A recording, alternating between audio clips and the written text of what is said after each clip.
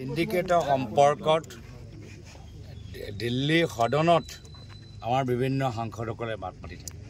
সিন্ডিকেটৰ সম্পৰ্কত আমাৰ প্ৰদেশ কংগ্ৰেছ প্ৰাক্তন প্ৰদেশ কংগ্ৰেছ সভাপতি ভূপেন বৰা ডাঙৰীয়া কিমানবাৰ মাত মাতি থাকে। আৰু আমিও আমাৰ এইবাৰ মূল লক্ষ্য হৈছে যে 2016 চনৰ পিছত যে সিন্ডিকেট যে বৃদ্ধি পাইছে, হিমন্ত বিশ্ব শৰ্মা ডাঙৰীয়াৰ চৰকাৰ আৰু তেখেতৰ কিছু ঘনিষ্ঠ মন্ত্ৰীৰ তেওঁলোকৰ অধীনত এই সিন্ডিকেট আমি ৰাইজৰ সন্মুখত আমি ফাদিল কৰিম। অলপ দিন আগতে ইডিয়ে কয়লাৰ মাফিয়াৰ মানুহৰ ওপৰত ৰেড মাৰিলে, তাত গোটেই কাগজ ওলালে, কিন্তু কোনো এৰেষ্ট নহ'ল। কিয়? ইডি মাত্ৰ খালি কংগ্ৰেছক এৰেষ্ট কৰিবলৈ আৰু বাকী মাফিয়াৰ পৰা পইচা তুলিবলৈ। এয়া হ'ল ইডি। চন্দা তুলিবলৈ গৈছে নেকি ইডিয়ে? যে ৰেড যে মাৰিলে কয়লা মাফিয়াৰ ওপৰত অলপ দিন আগতে প্ৰেছ ৰিলিজ কৰিলে, তাৰপিছত ইডি এজনো মানুহক এৰেষ্ট কিয় কৰা নাই? মাত্ৰ 1.5 কোটি তেওঁলোকে ৰেডত পালে, সেইটোৱে তেওঁলোকৰ কাম। তাতে কাম তেওঁলোকৰ শেষ।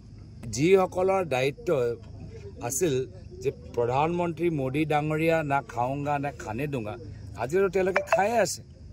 মোৰতো সন্দেহ যে প্ৰধানমন্ত্ৰী মোদী নিজে জানে নে নাজানে যে ইয়াত বৰ্তমান হিমন্ত বিশ্ব শৰ্মা ডাঙৰীয়া কয়লা, চুপাৰী, লাইমষ্টন যোগেদি কেনেদৰে বাৰাক ভেলী, কাৰ্বি আংলং, অসম নষ্ট কৰি আছে। 2016 চনৰ পিছত কাৰ চৰকাৰ আহিলে অসমত? বিজেপিৰ চৰকাৰ। কি লোড বাঢ়িলে ইয়াত?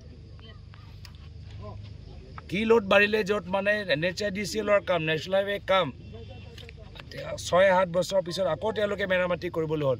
মানে আপোনালোকে ভাবি চাওক, যদি তেওঁলোকৰ কথা মতে বাস্তৱভাৱে লোড বাঢ়িছে, কিমান লোড বাঢ়িছে। আৰু লোডটো কাৰ? মানুহটো নহয়, গাড়ী নহয়, এয়া হ'ল ডাম্পাৰ ট্ৰাকৰ, কয়লা ট্ৰাকৰ, লাইমষ্টন মাফিয়া।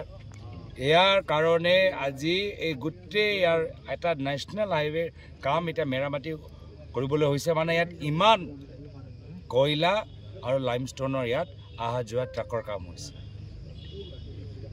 নিশ্চয় এই ট্ৰাকবোৰ অভাৰলোডিং। কাৰ ৰেছপনচিবিলিটি? ডিপাৰ্টমেণ্টে কি কৰি আছে? গৃহ বিভাগে কি কৰি আছে? গৃহ বিভাগৰ কাম এইবোৰ চব ধৰিবলৈ নহয় নেকি? গৃহ বিভাগ কাৰ দায়িত্বত আছে? মুখ্যমন্ত্ৰী হিমন্ত বিশ্ব শৰ্মা ডাঙৰীয়া।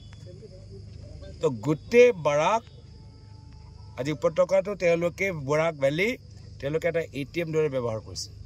ইয়াৰ পৰা পইচা ল'ব লাগে, কয়লাৰ পৰা পইচা ল'ব লাগে, লাইমষ্টনৰ পৰা পইচা ল'ব লাগে, চুপাৰীৰ পৰা পইচা ল'ব লাগে।